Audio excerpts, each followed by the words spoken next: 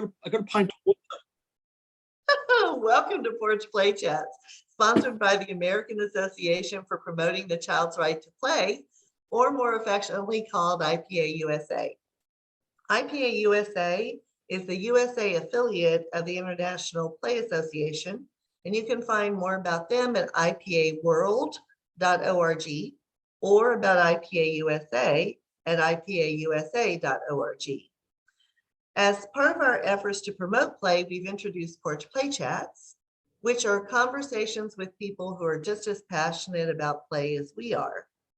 I'm Deb Lawrence, and I'm the president of IPA-USA. With me on the porch is Lisa Murphy. Hi, Lisa. Hello, nice to be back.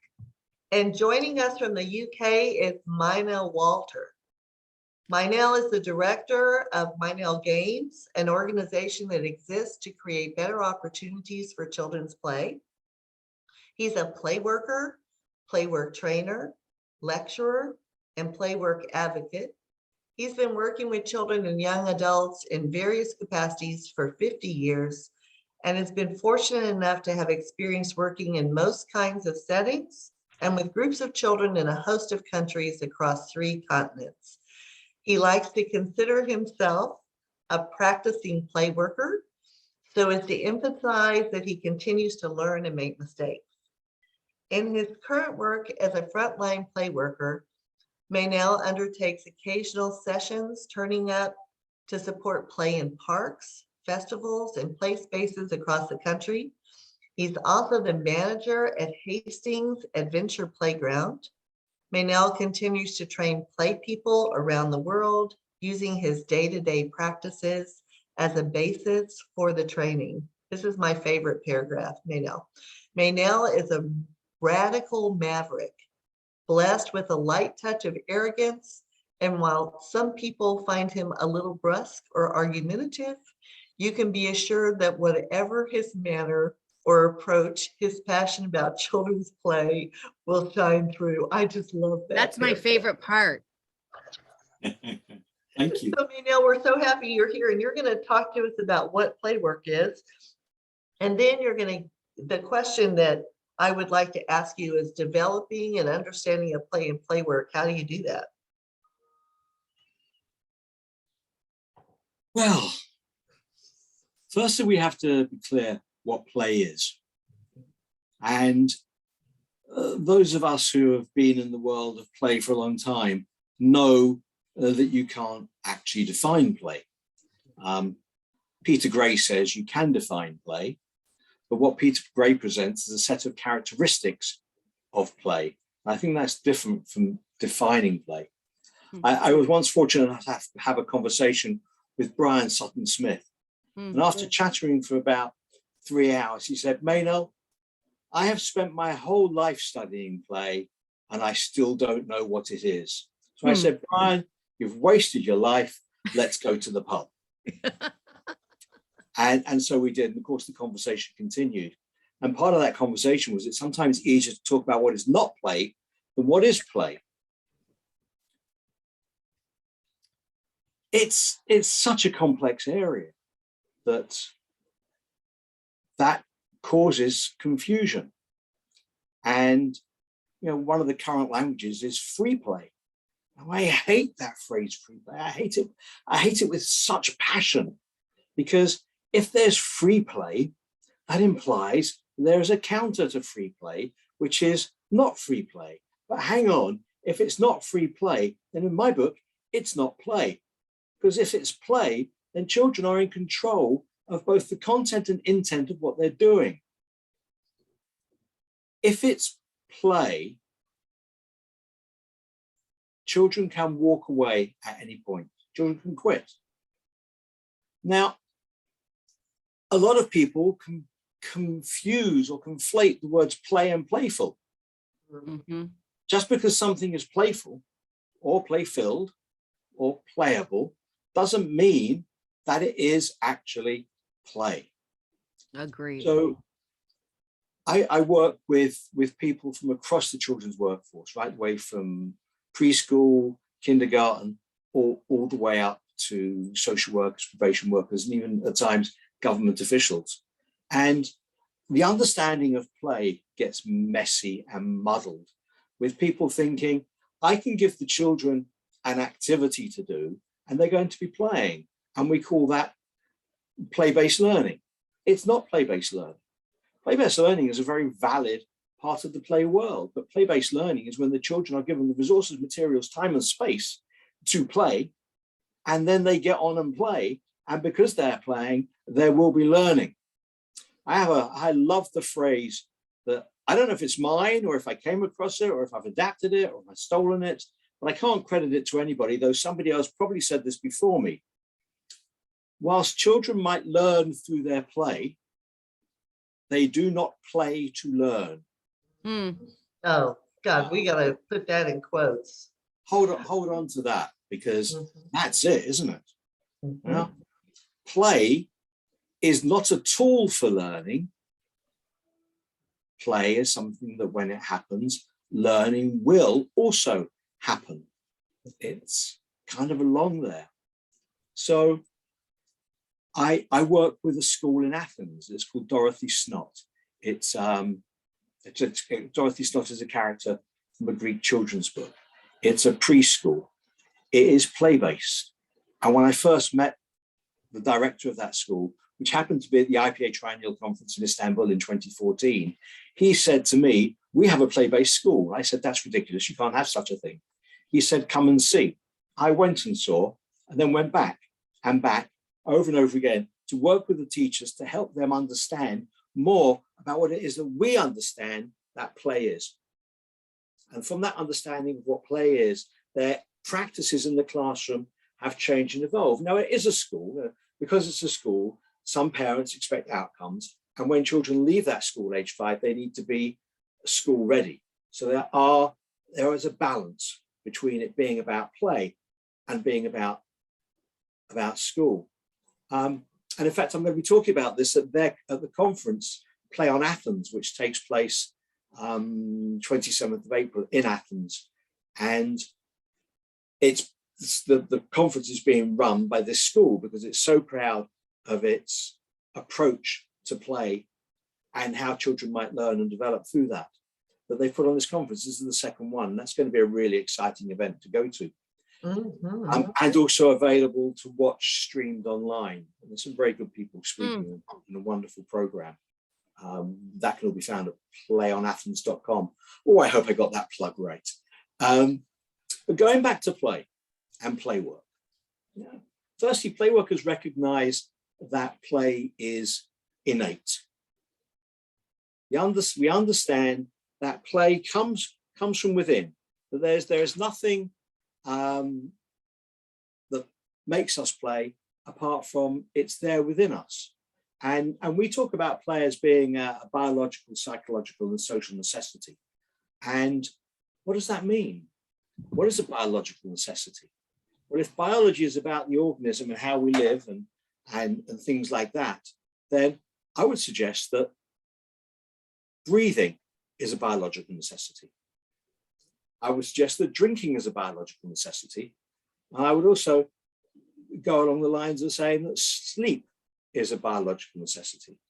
In fact, if you look at the average human being, if they don't breathe, the average human being will be dead within 3 minutes. If you don't drink, the average human being will be dead in 3 days. And if you don't sleep, the average human being will be dead in 3 weeks. We argue that play is as important to the existence of the organism as breathing, drinking, and sleeping. But you can't test it. You can't deprive a child of play and see whether they'll die or not. That's just wrong. And don't do it. Don't even think of doing it. But there is some data around that we can use. Fraser Brown's work with his colleagues with the coming out of the communist regime in Romania and children tied to beds, incredibly play deprived. So developmental disorders weren't at the stages they should be. But by engaging those children through play, those children caught up again. Not all of them, but some of them caught up again over a period of time. There are other bits of research that can be looked at that will also reinforce the need for play. Stuart Brown, on page 73 of his book Play, says something along the lines of, without play, like the sea slug, we will slowly vegetate and die. My favorite one of his is, without play, the opposite of play is depression, is the big one that Stuart Brown said that I love so much. That I, when I'm working with students in a classroom and I'm talking to them about the importance of play, and I focus in on the Stuart Brown TED Talk that he did, which is fabulous. When I put that in quotes, yes, go ahead. I'm sorry, Mike. Say things like, well, without play, it's probably not worth living anyway. Mm-hmm. And I did some research amongst a whole bunch of academics and asked them, if you don't play, do you die? And these are the sorts of responses they came up with. But what fascinates me is the work of evolutionary biologists who suggest that play evolved for a purpose. Yeah. And different play evolved at different times as the human being evolved. So play exists for a purpose. And if we don't play, then surely there is the possibility that without play, the whole existence of the species is at risk. Mm-hmm. Now that's quite a profound thought. And that talks us through the importance of play, and we talk about play not just being a biological necessity, but a psychological necessity, a social necessity. It's by playing that you develop all these other skills. And those skills, I get annoyed a little bit sometimes that a lot of the play dialogue is very developmental. And part of me being wants to, if everyone else says it's developmental, well, I'm not going to say that. I'm going to say something else. But I think, yes, we know that there's the whole developmental things that happen. But I had a colleague who said to me, not a playwork colleague, but someone who worked elsewhere, who said, well, Meynell, a lot of what you say about play could be said about housing. That without adequate housing, this isn't going to develop, that isn't going to develop, these things aren't going to happen. With food poverty, so a lot of the arguments we make about play and development can be related to housing, food poverty, and other issues. But let's be clear, when you play, you develop, you grow, you learn. Your body is able to practice things and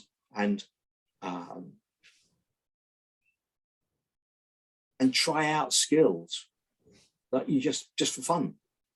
The brain, the psychological side, all that stuff's buzzing away and thinking, and if I do this and if I do that, and then we take risks. And then of course a lot of people think about risk taking in terms of the physical harm that might happen. Let's not forget that a lot of risk taking is about that emotional risk taking, and we don't talk about that enough. When we talk about risk taking, we're not talking about just the biological risk taking, the possibility of breaking or damaging something, but that emotional risk taking. At the after school club, we had a routine. It was just one of those things that developed over years, that after they all had their snack, one child would go around with a tin of biscuits and would give it, and everyone was allowed to take one biscuit. And this girl, she must have been 6 or 7, her best friend said, "Can I take 2? Her best friend, her closest, bestest friend. And she said, "No, you can only have 1. Now her friend was asking, because based on my relationship with you, surely I can have 2 biscuits, it wouldn't be a problem. But she said, "No, that is emotional risk taking. Yes, it is. Her friend could have gone ballistic, you know. And you know, and people don't think enough about that. They get tied into the biological development, the physical development, forget about all these other things.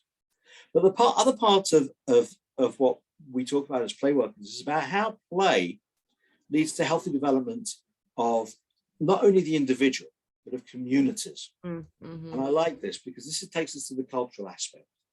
Now, Johann Huizinga, or Huizinga, depending on how you want to pronounce it, who wrote Homo Ludens back in the late 40s, talks about players' culture.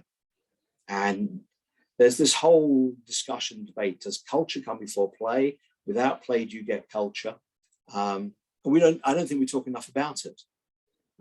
There's another academic, Artin Gonku, who's a Turkish academic teaching, I think in Atlanta, who talks about play and culture.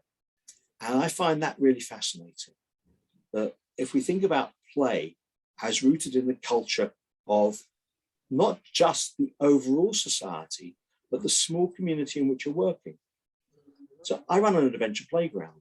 Now, adventure playgrounds aren't big in America. I know there are a few around. You've got Governor's Yard, you've got the place down in Houston, you've got something over in Berkeley. I don't know my playgrounds in America, but I know that there are a few around. There are a few. And the one I run in Hastings, which is on the south coast of England, is a small but very, very deprived community. And we are building a culture in the playground of how we do things there, how it works. And that culture is founded around respect and care. And if that culture develops as part of the children's play, then it's something they're going to take with them. The playground's been in existence for 11 years. And the number of young adults, the 19, 20-year-olds who stop by to say hi to staff who were there back then, it's amazing. Yeah, why are they doing that? Because somewhere, somehow along the line, these staff had an impact on those children's lives. This is about the culture. This is about having an impact because children get to play. Not an impact through play, but an impact because they get to play. And that leads me to talk about play workers, because play workers, I believe, are very special adults. There are lots of people in the children's workforce, from nursery staff, early years staff, teachers, social workers, probation workers, police officers, juvenile work. You know, there's a whole raft of people. And I think play workers are very different from all the rest. And I think one of the reasons play workers is very different from all the rest is that we don't have an agenda. Mm-hmm. We're not trying to do anything. We're not trying to change the child. We're not trying to make the child fit into a box or combine certain rules. We're saying to the child, here is a space. Play. This space is your space. Use it in the way that you want to use it. All we ask is respect each other, respect the space, and the rest of it's yours. If you haven't got the materials and resources that you want, speak to one of the staff, we'll find it for you. If not now, then another day. Let's recognize that an important part of play is destructive play. And often when you just leave children to run riot, they will start run riot in a positive sense. They will start to do things that they've never had the opportunity to do. So one day, I had a 12-year-old boy there who was bored. He was just sitting. We always have a fire. He was just sitting by the fire. So I said, do you want to make some kindling? He goes, what's that? How do I do that? So I gave him an axe, just a small hatchet, and he chopped up the wood. Last night, as he's been asking week after week after week, if you got the axe? Because the axe I brought from home, I brought it back to chop up wood for my own fire, but I found some more axes in one of the boxes. So I had 2 axes last night, and maybe 6 or 7 children spent the whole 2 hours just about smashing up wood with axes. And hopefully one of the staff today has gone in and swept up all the crumbs. But they were just completely immersed in their play. And if they're immersed in their play, then I think we're doing a good job, because it's that immersion that is so, so very important. Meynell, what I'm hearing and what I love is that I think part of our problem is people think play is simple. You know, oh, they're just going to play. They're not doing much else. We're going to give them some recreation after they've worked hard at their desks for 30 minutes or an hour. We're going to let them go play because that they need a break, right? It's a reward for focusing on those crazy academics for a period of time. But what you're describing and what play advocates believe strongly is that play is complex and it has to be set up in the environment, has to be prepared, and then you leave them alone, right? You're there to support if they ask for help. You're there to gather a piece of equipment that they might decide that they need, but it's not, you're not leading the play. The students, children are leading their own play, and you're just there as the support, right? You're just there. You're the adult on the playground, but you're not interfering. Yes, you're facilitating. And and what they're learning, you know, I just remember parents in my head when I was a director of an early care and education program or in a kindergarten, all they do is play. And, you know, I don't see them doing any, where's the papers that they're supposed to be bringing home from kindergarten, right? And I said, oh my goodness, you come into the classroom and see what they're doing, because what they're doing is filled with learning, but it's not necessary. Play is play. That's how children make sense of their world. And so I think that's what's so beautiful about your description. And I'm going to replay this Porch Play Chat 100 times.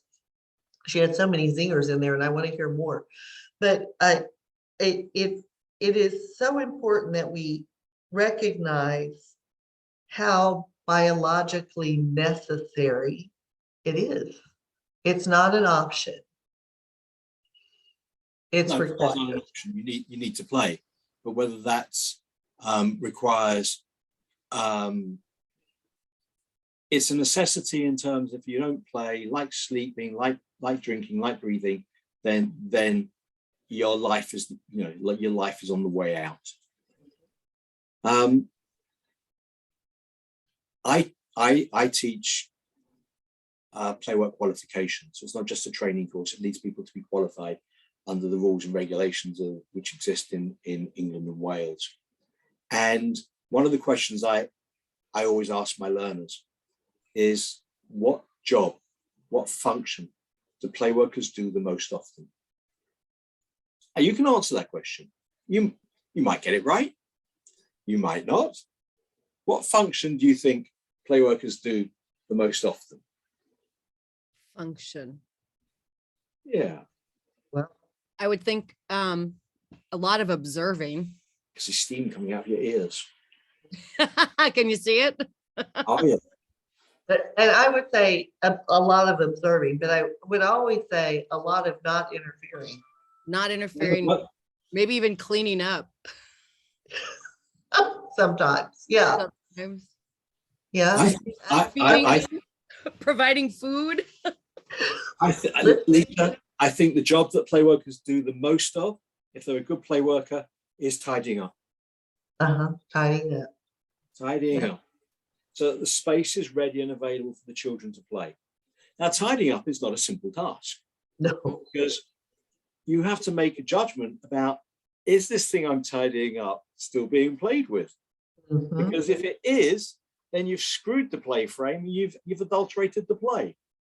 But other times, if you don't tidy it up, that also stops the children from playing.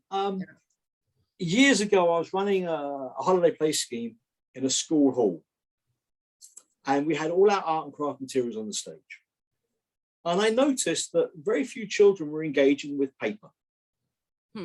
I also noticed that all the paper on the stage was a tip. So I spent an hour and a half sorting it out, like sizes, like colors, like, you know, heavy, light, all that sort of stuff. I spent an hour and a half on this stage sorting out paper. As soon as I stepped off the stage, I saw children going and using the paper because it was now accessible. Children need to be able to get to the resources they want to use. They need to be able to get freely to those so they can take them.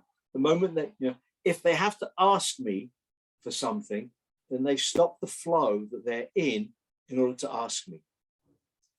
So the second most important thing that a play worker does is observe the children. By observing what is going on, I am thinking about how I resource the space. By observing the children, I am also learning more about play because I'm watching the play, I'm thinking of space because of what I see. I'm learning more about space because of what I see. I also observe children for safeguarding reasons. That's really, really important. And I would imagine, to add to that, you start to see probably patterns to the play with children who come often enough, right? So you kind of know, well, that's the kid that always comes back, so don't tidy that up yet. You know, at least based on my previous experience here, where we're going to leave that there for a bit, versus this guy who, whenever he leaves, we know it's like typically it's over. And all that information is so important. I was running an after school club, and there was one child who always came in. In one room, we had toy cars and small world objects and a roadway laid out. And he always went in there and he played in there, sometimes with another child, mostly on his own, for an hour, hour and a half. This child was completely absorbed in the play. But we realized he wanted to come back to where he was the previous day. So we'd take a photograph at the end of the session. And because it's a communal space, we had to put everything away at the end of the day. We take a photograph, reset it for him, so that when he came back in next day, he could go straight back into that flow. Wow. This child was so absorbed in his play that he didn't even stop to eat. Wow. These are all indicators of play deprivation at some point. So we realized this, and we used, let's take a bowl of food in and put it down next to him. And he would just be concentrating on his playing and eating, totally unconsciously, eating whatever was there, because he needed to play. Play is a need. If you don't play, you... I have a 6-year-old child here in the house with us, and if she doesn't get a play in between supper and bedtime, then she's cranky.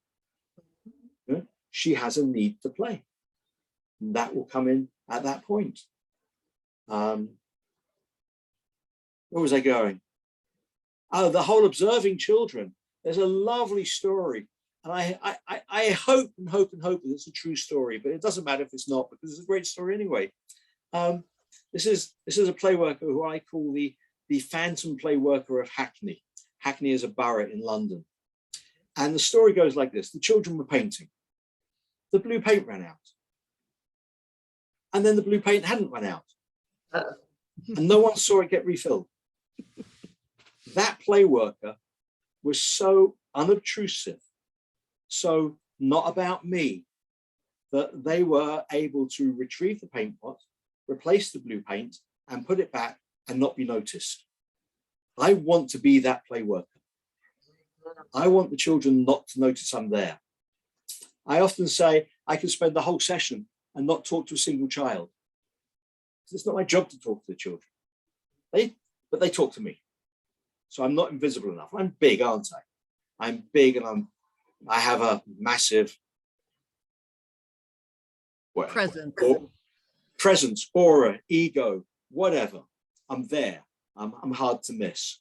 Yeah, I wear a yellow hat. I've got shorts on. You can't see that. That's how I dress. So I am a presence.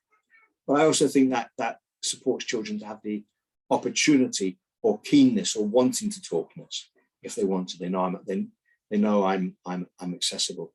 But someone else once said about playworkers have an aura, and children know when you're a playworker. Children know you're a safe person to go to. Children, yeah. And because we have this no agenda, we are just there to support the children's play. Children become more relaxed. Yeah. And of course, the more relaxed they are, the more able they are to engage in play. And that's just so important. I think the learnings that we're getting, which are fabulous, is that you don't have to interrupt them and ask them a stupid open-ended question. Why would you? Yeah, why? Why do you feel the need? And one of the things that we talked about in last week's Porch Play Chat with someone is why do teachers feel bored when children are playing? Because I think that they say, well, I'm bored, so it must be time to move on to do something different because I'm bored. I'm like, how could you possibly be bored if you're observing, listening to the rich conversations, figuring out how you can best support them without interfering? How could you possibly be bored? The power dynamic for a teacher is very different than the power dynamic for a play worker. Mm-hmm. And in schools, there is an understanding that the teacher is in control. The teacher makes the decisions, the teacher says when and how. And as a play worker, the only thing I'm in control of is not being in control. That's very hard for a lot of adults. Yes, it is, which is why play workers are very special people. And hopefully you've had a few of them, and we'll have a few of them on the Porch Play Chats, because you've got some awesome people in America doing this fantastic work. Park your ego at the door. It's not about me, it's about the children. And I've got staff who are absolutely brilliant. The important part of player practice is to sit down at the end of the day and reflect on what has happened. And recently, I normally set this reflection up with a question. What did you do today that supported children's play? Was one of the questions. At the end of the day, Marina, one of my staff, said, I did nothing. I go, well done. Excellent. Yeah, because she did nothing. Nothing. She didn't have to do anything because the children play. So she doesn't have to do anything, It wasn't that she wasn't working or doing anything, because she was keenly observant. She was resourcing, topping up the paint pots, being around, clearing things up, moving the ball back to the area where the ball needs to be in, those sorts of things. That's what we spend our time doing. Because we're there to support children's freely chosen, personally directed, and intrinsically motivated play. Play work is underpinned by a set of principles. There are 8 principles that underpin our work. And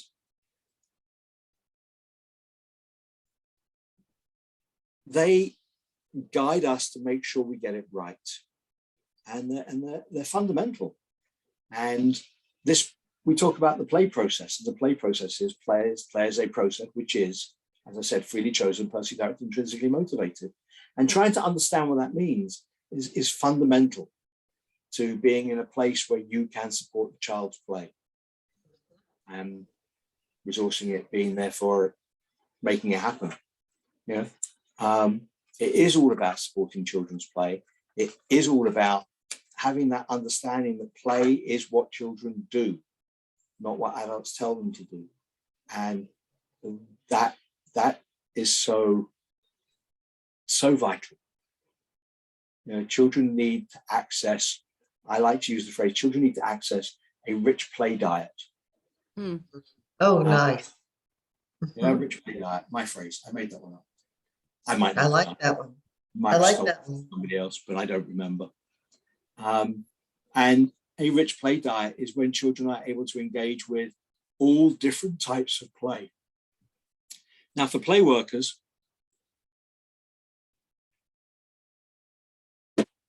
we refer back to the taxonomy of play types, which is a piece of research work that was undertaken by Bob Hughes. Now, Bob Hughes is and was a play worker. He still does the occasional session on a playground, but he comes from a background of working on adventure playgrounds, and I suppose he's 60 years in. And at one point, he was given the opportunity by Sandra Melville from an organization called PlayLink to do this piece of academic research, in which you trawl through the literature and identified 15, and then a revision added the 16th play types, and then took the play types and looked at how they are embodied in children's play. And as play workers, we use the play types not as a checklist, but as a reflective tool. What was there available for the children today that enabled them to access, if they chose to, all 16 play types? Mm-hmm. And then you look at what you've got available and you go, actually, I didn't make anything available that would really support children in engaging in socio-dramatic play today. Mm-hmm. What do I need to, what resource do I need to get out tomorrow so that can happen? And that again is back to that whole reflective process that we as play workers are engaged in. Mm-hmm. I love my job. Yeah. Oh my goodness. You can Meynell, I use the 16 types of play from that research in a child development course, right? Because we introduce play and why play is so important in children's lives. But I asked them to write a sentence or two of what they remember from their childhood, yeah, of each of those 16 types of play. And then I observe or I reflect on what it is that they missed, because some of them didn't. I never did that kind of play. And so then I try, and so of course every class is different. Then I try to take the things they missed and find opportunities to incorporate those into the classroom so that they're getting a feel for what that is. And then we bring up the 16 types of play again and say, which one did we work with today, right? So that I use that 16 types of play all the time. It is. This is the book. Yes, play types, yes. And this is an expansion on the original taxonomy.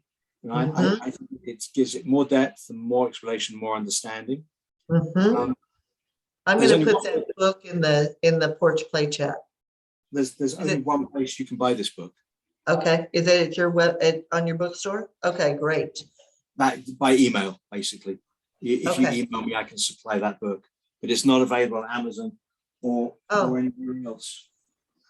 So one thing I'd like you to do, because we're wrapping up, because we have another Porch Play Chat in like 3 minutes, but what I'd like you to do is send me the bookstore, send me the books that you would recommend that people read, and I will put all of those in the YouTube and the Facebook description of the Porch Play Chat, because I think people who are US trained on educators need to be teaching instead of providing opportunities for children to explore and engage in their environment. Really need good literature on what play work really is, because if we could turn every educator into a play worker, it is amazing what would happen. Well, and so you love this. Yes. In Wales, the Welsh government have decided that everybody who is working with children aged over 5 has to have a playwork qualification. Looky there. Yeah. That is exactly what we need. I knew I loved Wales for a reason. So they're doing that. But I don't think it's just reading books. in order to, I firmly believe that in order to become better at what we're doing, then we need dialogue and discussion. We need input. So I'll be delivering another level 3 training course. So that's equivalent of UK A level. So just the level just below going off to university. I'll be delivering another one of those probably starting in July this year. The last course I had people from 6 different countries on. And yeah, I push people hard. I make them think. And the course lasts for 30 weeks for a certificate or longer if you're going to be observed in your workplace for a license to practice qualification. So Meynell, another thing, if you are offering those play work sessions, part 1, part 2, part 3, whatever you're calling them, you should send me those and I'll send them out to our groupies, our members and everything, so that people who want to know more about play work and are interested in play work training can participate, because I really think that's the key to embedding more play in children's days, is if we have more play workers, mindset, reflective thinking, observing, cleaning up, then as you said at the beginning when you introduced me, I'm not only a play worker, I am a qualified youth worker and a qualified teacher, as well as doing work in early years. But I know that because of my play work practice and my play work experience, whenever I'm doing anything else with children, I am better for it. And it's relearning, right, Meynell? It's relearning, unpacking what you've believed and what you thought you should be doing, and practicing new ways to support and facilitate. And that takes practice, right? Because we've been doing the same thing for decades. It takes control going away. Yes. The common denominator between all of this is the shedding of the control. You can go want to be a play worker and take a certification all day long. If you're still struggling with the control piece, it's not going to matter how many pieces of paper you end up collecting. Absolutely. Yeah. I have to tell you, Lisa, you do my course, changes your life. Yeah.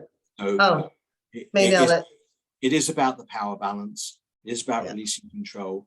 It is about recognizing that actually we are here in service of the child. Ding. and that's a whole blow your mind shift for some people.